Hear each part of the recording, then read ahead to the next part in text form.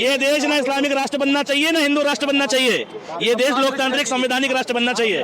देशभक्त बनो, हिंदू और मुसलमान बन देना बाद में, ठीक है। अभी इस्लामिक राष्ट्र बनने से बुरा लगता है ना, ठीक ऐसे हमें हिंदू राष्ट्र बनने से भी बुरा लगता है। देश में डेमोक्रेसी है, देश लोकतांत्रिक राष्ट्र बने, देशभक्तों का राष्ट्र होना चाहिए। किसी धर्म के भक्त का राष्ट्र नहीं होना चाहिए, ना हिंदू राष्ट्र ना मुस्लिम राष्ट्र। भाई गजवाए हिंद की बात कर रहे हो, गजवाए हिंद का जवाब भगवाए हिंद से देंगे, ये भी तो था, ठीक।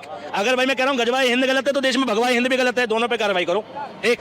मिटा दो अपनी हस्ती को मोदी जी, अगर और मर्तबा आगे चाहो, दाना खाक में मिलकर गुले गुलजार होता है। बहुत बढ़िया। और इसी तरीके से मोदी का भक्त बीमार होता है। ये मोदी के भक्त हैं, इनको मोदी से प्यार है, सारी शरीर से सलामत है, दिमाग से बीमार है। मोदी जी का तो भाई व्यापारी है, मैं कह रहा हूँ ना, एक सेल्समैन दिन भर में 100 लोगों को मूर्ख बनाता है, और वो गुजरात का सेल्समैन पूरे देश को बना दे तो कौन सी बड़ी बात है। जो नाज पानी की जरूरत होती है गरीबी में वो भी मिल रहा है, जो गैस सिलेंडर की जरूरत थी लोगों को वो भी मिल रहा है। ऐसी बात नहीं है कि किसी योजना का लाभ किसी आदमी को नहीं मिल रहा है, या ये सोच रहे हो कि भाई ये मोमडन है इनको नहीं मिलना चाहिए, या ये दलित है इनको नहीं मिलना चाहिए, या हो सकता है हर गरीब को हर चीज को मिला हो। एक मुद्रा लोन योजना है भाई साहब, चाचा मैंने अप्लाई करी हुई है, आज होगा उसको 1 महीना। मुद्रा लोन की जो योजना है यार, मतलब हर एक हफ्ते बाद पता है क्या आता है, सुनो सुनो, एक हफ्ते बाद पता है क्या लिखा हुआ आता है कि ये वाला जो लोन है ना, ये जो बैंक है इसमें थोड़ा डिले लगेगा, आप चाहें तो बैंक बदल सकते हैं। फिर मैं दूसरे बैंक को चुनता हूँ लोन के लिए, पर एक हफ्ते बाद उसके साथ भी यही होता है कि आप अपना बैंक बदल सकते हैं, लेकिन वो लोन का पैसा नहीं आ रहा खाते में। ये कह रहे हैं हर गरीब का विकास हो मोदी राज में। वो गरीब, उस गरीब का नाम है मुकेश अंबानी, उस गरीब का नाम है गौतम अडानी, उस गरीब का नाम है अमित शाह, उस गरीब का नाम है बीजेपी का हर वो कार्यकर्ता जो उच्च पद पे बैठा है। अभी देखा ना मोदी का परिवार, पता है मोदी का परिवार जैसे भाई कमेंट आया, लोगों ने कहा कि मोदी का परिवार, अमित शाह ने अपनी एक्स प्रोफाइल तो बदल दी मोदी का परिवार, ठीक है, योगी जी ने लिख दिया। लेकिन मैं कह रहा हूँ मोदी जी के अपने परिवार ने अभी तक नहीं लगाया कहीं भी, ठीक है। प्रहलाद मोदी ने नहीं लिखा मोदी का परिवार, मतलब अपने परिवार वाला कोई कुछ परिवार नहीं मान रहा। और बाहर वाले जितने अमीर लोग हैं, बीजेपी के जितने पदाधिकारी बड़े बड़े लोग हैं, सबने लिख दिया मोदी का परिवार। जिस दिन एक सड़क पर बैठने वाला, एक किराए पर रहने वाला आदमी टैग लगा देना कि मोदी का परिवार और मोदी जी वहां आकर चाय नाश्ता करें और पैसे दे के जाएं, उस चाय नाश्ते के भी मेहमान फल फ्रूट लेकर आते हैं, खाली हाथ नहीं आते, ठीक है, दे के जाएं, उस दिन बात करना। यार मोदी जी का परिवार बात कर रहे हो यार, 10 लाख का सूट पहनते हैं वो, एक लाखों का चश्मा है, लाखों का पेन है, लाखों की एयरजेट में घूमते हैं, एक हवाई यात्रा पे कई 100 करोड़ खर्च कर दिए उन्होंने अपने विदेश यात्रा पे, मशरूम खाते हैं कई हजार किलो की, एक। और तुम कह रहे हो गरीब आदमी है, क्या बोलेंगे? नहीं, एक बात बताओ, देश का प्रधानमंत्री है, क्या विदेश जाने के लिए साइकिल से जाना होगा, हवाई जहाज से नहीं जाएगा वो आदमी? या कपड़ा, हम भी किसी टूर पर जाते हैं, 4 जोड़ी कपड़े पैक करेंगे, जेब में 10-20 हज़ार रुपये धरेंगे, लोग भाई घूमने के लिए जा रहे हैं, 2-4 दिन घूम कर अपने घर आ जाएंगे।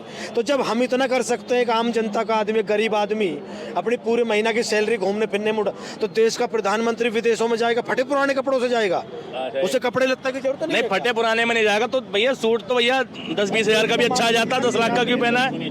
अरे कपड़े हैं ना, कपड़े भैया 10 लाख के कपड़े और 10-20 हज़ार के कपड़े भी फटे पुराने थोड़ी होते हैं। 10 लाख का सूट पहनना यार, गिनीज बुक में नाम आ गया उसका तो। और ब्रिटेन का प्रधानमंत्री साइकिल जा सकता है, ओबामा, ठीक है भैया, वो भी साइकिल पर जा सकता है। वो रशिया यूक्रेन जैसे देश में लोग साइकिल पर चले जाते हैं, प्रधानमंत्री टहलते फिरते मिल जाते हैं। इंडिया में, ठीक है, और इंडिया में नहीं, हमारे देश में मोदी जी भी तो 35-36 गाड़ियों का काफिला लेके चलते हैं, वीआईपी कल्चर के विरुद्ध थे ना।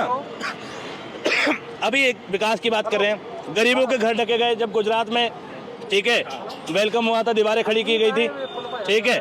और इसके अलावा गरीबों के लिए क्या योजना है भाई? 80 करोड़ लोगों को राशन, मैं कह रहा हूँ राशन मत दो, इतना रोजगार दे दो, देश को इतना डेवलप कर दो, देश में इतनी ज़्यादा सुविधा मुहैया करवाओ गरीब आदमी के लिए कि भाई वो कमाने खाने लायक हो जाए।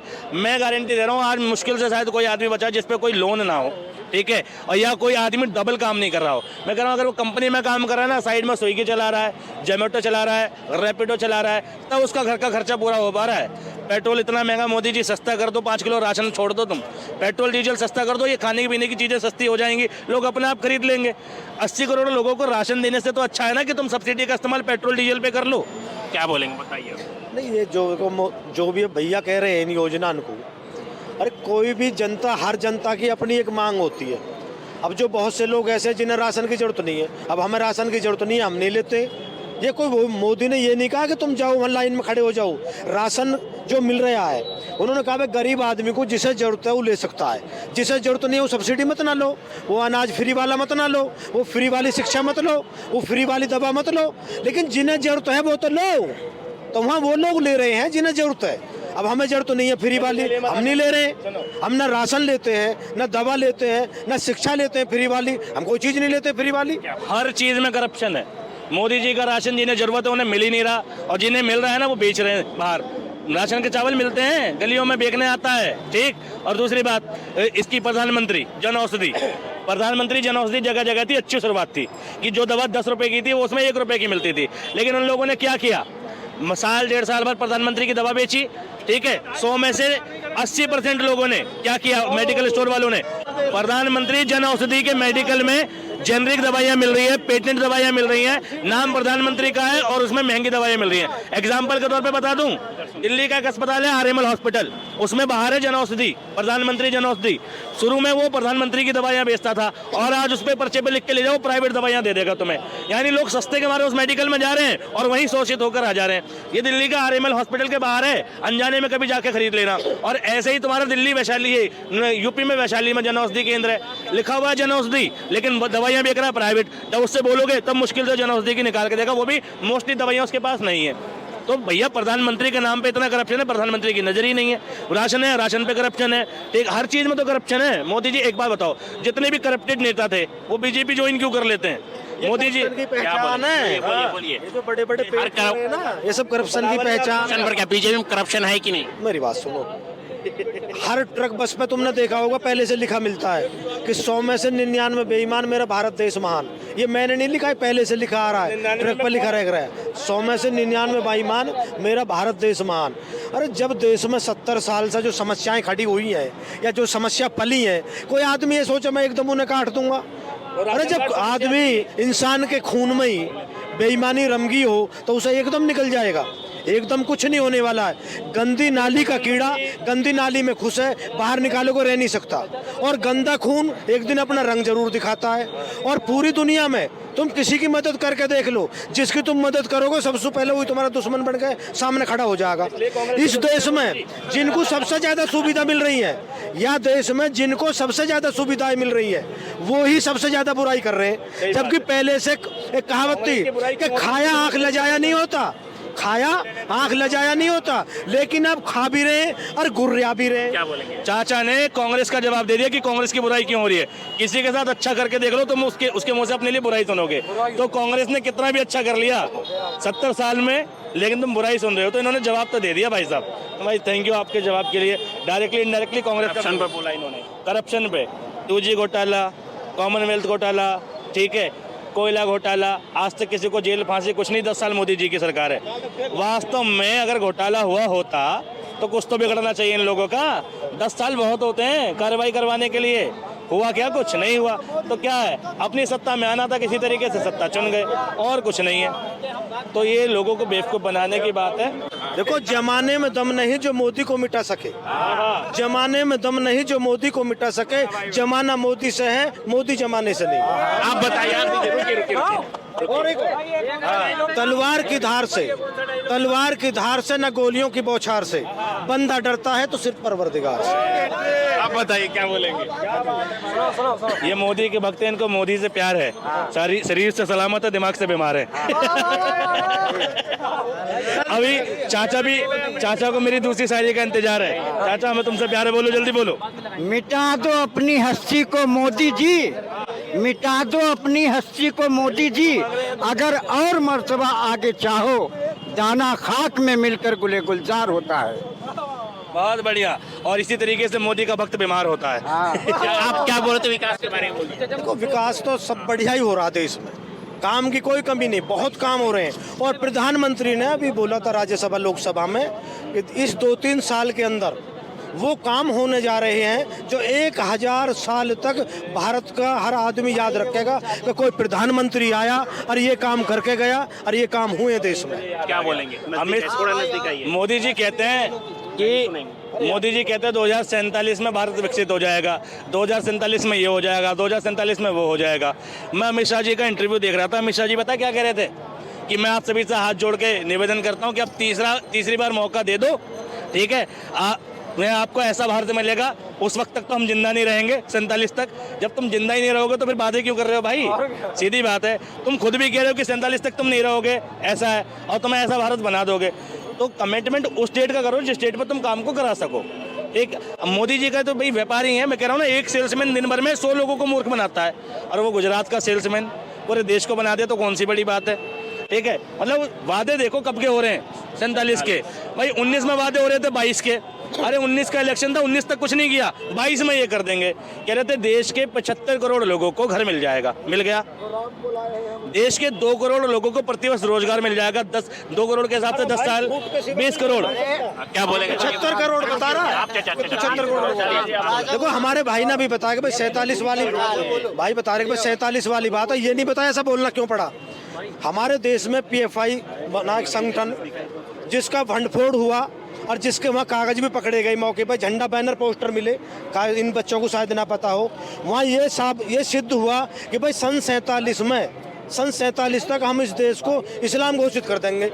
जब वहाँ से सारी कागजी कार्रवाई हुई, PF को बैन करा गया देश में, उसकी वजह से ये बोलना पड़ा अमित शाह को कि तुम सन 47 में मुस्लिम देश घोषित करने को कह रहे हो। अरे सन 47 तक तो ये जन कहाँ से कहाँ पहुँच जाएगा देश। और हमारा भाई ये कभी भी सच नहीं बोल सकता, सच बात पर नहीं बोल सकता। आज तक कोई वीडियो वायरल नहीं जम्मू कश्मीर पे बोला हो, आज तक कोई वीडियो वायरल नहीं कर्नाटक पे बोला हो, आज तक कोई वीडियो वायरल बंगाल में अब क्या हो रहा है, आज तक नहीं बोला हमारा भाई, और कभी भी नहीं बोल सकता। बोलेंगे? सच बोलना तो आता ही नहीं। सच्चाई छुप नहीं सकती झूठे वसूलों में, खुशबू आ नहीं सकती कागज के फूलों में। अरे सच्चाई छुप सकती है अगर आपस में मेल हो, खुशबू आ सकती है मगर कागज में तेल हो। वाह वाह वाह वाह, बहुत बढ़िया। तो भैया कागज में तेल हो तो खुशबू आ सकती है, तो तुम्हें तेल वाले फूल मुबारक हो। देखो मोदी जी धोखा दे रहे हैं, और शायरी में भी धोखा है। मतलब मोदी जी मतलब वैसे भी धोखा दे रहे हैं, शायरी में भी धोखा है। भैया ओरिजिनल फूल की खुशबू सुंघा दो, तेल वाले फूल की खुशबू क्यों सुंघा रहे हो, ठीक है। और रही बात PFI के कागज मिले, इस्लामिक राष्ट्र बन जाएगा, ये बन जाएगा, हलवा है देश, ऐसे बन जाएगा ना। ये देश ना इस्लामिक राष्ट्र बनना चाहिए ना हिंदू राष्ट्र बनना चाहिए, ये देश लोकतांत्रिक संवैधानिक राष्ट्र बनना चाहिए। देशभक्त बनो, हिंदू और मुसलमान बनने के बाद में, ठीक है।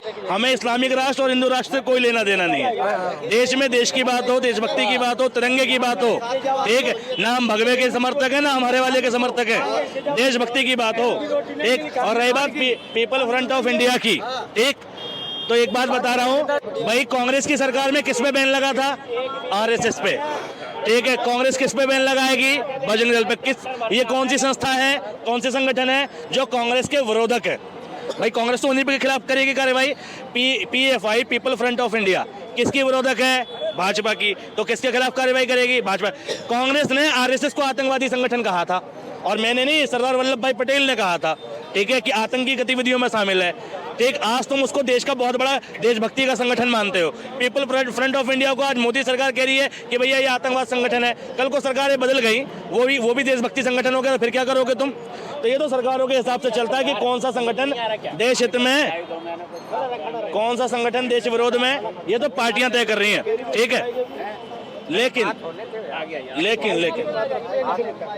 लेकिन अभी जो इस्लामिक राष्ट्र बनने से बुरा लगता है ना, ठीक, ऐसे हमें हिंदू राष्ट्र बनने से भी बुरा लगता है। देश में डेमोक्रेसी है, देश लोकतांत्रिक राष्ट्र बने, देशभक्तों का राष्ट्र होना चाहिए। ये किसी धर्म के भक्त का राष्ट्र नहीं होना चाहिए, ना हिंदू राष्ट्र ना मुस्लिम राष्ट्र। देश है, भारत है, इंडिया है। RSS रोल आएंगे यार बताओ, सहारनपुर अभी यहाँ से 150 किलोमीटर दूर है सहारनपुर। अभी वहाँ फतवा जारी हुआ है, भाई से पूछो क्या फतवा जारी हुआ, बताइए, बता दो इन लोगों को। गजवाए हिंद क्या है? गजवाए किसी ने कहा इस उत्तर प्रदेश में, पूरे भारत में इस तरह का फतवा जारी क्यों करा तुम लोगों ने? अभी भाई कह रहा था, क्यों नहीं कहा कि भाई बहुत लोगों ने विरोध किया। क्या है गजवाए हिंद आपकी नजर में? दिखाओ किसी ने विरोध करा, दिखाओ। बीजेपी से विरोध करा है, अखिलेश कहीं बोला हो, मायावती कहीं बोली हो, कोई भी आदमी बोला हो? मुझे बताओ, जो मदरसा है वो भारत सरकार का कोई संगठन है क्या? मदरसा जो है किसी संवैधानिक पद पे बैठा है क्या? मदरसा जो है देश के कानून सिस्टम से चलता है क्या? नहीं चलता भाई। उस पर सरकारें कार्रवाई करें सीधे सीधे। अगर कुछ गलत है सरकार अपनी जांच बैठा दे, कार्रवाई कर दे। उस पर कोई नेता अपनी प्रतिक्रिया क्यों देगा? गलत सही किसी मंदिर में बैठ के, किसी मस्जिद में बैठ के कोई कुछ कहता है तो सरकार के पास अपने भाई जांच एजेंसियां जांच लगा दे, और हो रही है उस पर जांच। योगी सरकार ने जांच के आदेश दिए हैं, SIT गई थी जांच के लिए, तो इस पर भाई बाकी लोग क्या प्रतिक्रिया देंगे? तो भैया ये तो वो कोई सरकार का हिस्सा नहीं, सरकार का अंग नहीं। चलते फिरते लोग बहुत कुछ कह देते हैं। महात्मा गांधी को गाली दे रहे हैं। सबसे ज्यादा गाली मोदी जी के शासनकाल में पड़ी महात्मा गांधी को। इससे ज्यादा दुर्भाग्य क्या होगा? राष्ट्रपिता को गाली मिली। ठीक, तो भाई गजवाए हिंद की बात कर रहे हो, गजवाए हिंद का जवाब भगवाए हिंद से देंगे, ये भी तो था। ठीक, अगर भाई मैं कह रहा हूँ गजवाए हिंद गलत है तो देश में भगवाए हिंद भी गलत है। दोनों पे कार्रवाई करो। ठीक, और दोनों में से कोई भी किसी तरीके से मान्य नहीं है। दोनों संगठन के जो लोग हों, जो गजवाए हिंद या भगवाए हिंद की बात करते हो, दोनों को उठा के सबसे पहले जेल में डालो। लेकिन इन दोनों की कोई जगह नहीं है डेमोक्रेटिक